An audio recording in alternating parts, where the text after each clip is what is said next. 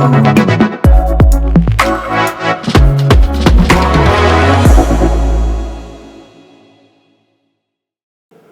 la dernière vidéo, que vous pouvez retrouver ici, on a décortiqué le fonctionnement des réseaux de neurones artificiels en expliquant comment ils nous permettent d'apprendre à une IA à faire une tâche à partir d'exemples. Mais vous vous demandez sûrement quel est le lien entre ces réseaux de neurones artificiels qu'on a expliqués et les LLM tels que ChatGPT. D'un côté, on a été capable d'entraîner une IA à reconnaître des images, et de l'autre côté, on a ChatGPT qui peut comprendre ce qu'on dit, raisonner, nous parler. Alors, quel est le lien ?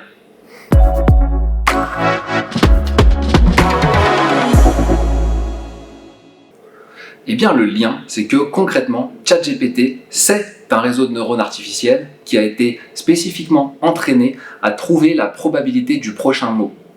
Qu'est-ce que ça veut dire, trouver la probabilité du prochain mot ? ChatGPT, c'est un réseau de neurones artificiels, exactement comme celui qu'on a vu à la vidéo précédente, avec des nœuds, des poids. Les poids, ils ont déjà leur position finale, on n'a plus besoin de les entraîner. Ils ont déjà été ajustés et adaptés par OpenAI lorsqu'ils ont fait l'entraînement du modèle. Maintenant, lorsqu'on pose une question à ChatGPT, par exemple, quelle est la capitale de la Suisse ? Eh bien, ce réseau de neurones, qu'est-ce qu'il va faire ? Il va prendre votre question et il va découper la question en mots. Il va dire quelle est la capitale de ? Exactement comme on faisait avec l'image qu'on découpait en un tableau de pixels. Chaque mot est associé à un nombre qui est spécifique au mot, exactement comme dans les pixels, on avait des 0 et des 1 en fonction de s'ils étaient noirs ou s'ils étaient blancs. Ces tableaux de valeurs, de mots, sont envoyés dans le réseau de neurones de ChatGPT, et ce réseau de neurones, qu'est-ce qu'il va faire ? Il va nous donner en sortie un tableau avec d'un côté tous les mots du dictionnaire et en face la probabilité que le prochain mot soit ce mot-là. Donc autrement dit, quand on lui demande quelle est la capitale de la Suisse, il va nous dire à 99,9% le mot suivant c'est Berne, à 30% c'est Zurich et à 3% c'est chocolat par exemple. Et ChatGPT, c'est ça. C'est un réseau de neurones artificiels qui a été entraîné à trouver la probabilité du prochain mot. Et là, vous allez me dire, mais comment il fait pour faire des phrases ? Eh bien, il suffit de répéter l'opération. Une fois qu'on a le prochain mot, on met Berne à la suite de notre phrase de départ. Quelle est la capitale de la Suisse ? Berne. On remet ça dans le réseau de neurones, et là, il va nous dire, à 99%, le mot suivant, c'est « est ». Ensuite, on met « est », et il va nous dire, le mot suivant, c'est « la », puis « capitale », puis « de ». Et c'est comme ça que ChatGPT fait pour parler, mot après mot. En fonction du contexte d'entrée, il vous donne la probabilité du prochain mot le plus probable.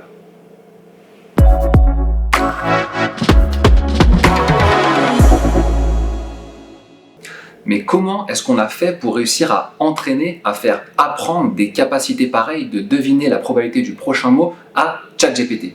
Eh bien, on s'est basé sur des millions, sur des milliards de documents de texte. On a pris de la littérature scientifique, de la littérature classique de différents pays, on a pris tous les articles de Wikipédia, de Stack Overflow, le contenu des forums, les archives du web, des milliards de documents de texte pour entraîner les LLM tels que ChatGPT. Et exactement comme un réseau de neurones traditionnel, ChatGPT a appris par l'erreur, l'adaptation, l'observation.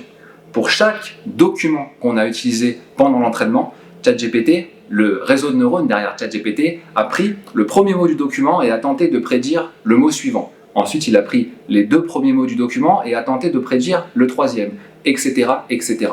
Et à chaque fois qu'il a fait une erreur, c'est-à-dire que le mot qui était prédit n'était pas vraiment le mot du texte d'origine, eh bien on a adapté les poids pour que la prédiction soit correcte. Et document, après des milliards de documents d'exemples, eh bien on arrive à un réseau de neurones tel que ChatGPT qui a des capacités qu'on connaît d'écriture, de codage, de raisonnement, etc.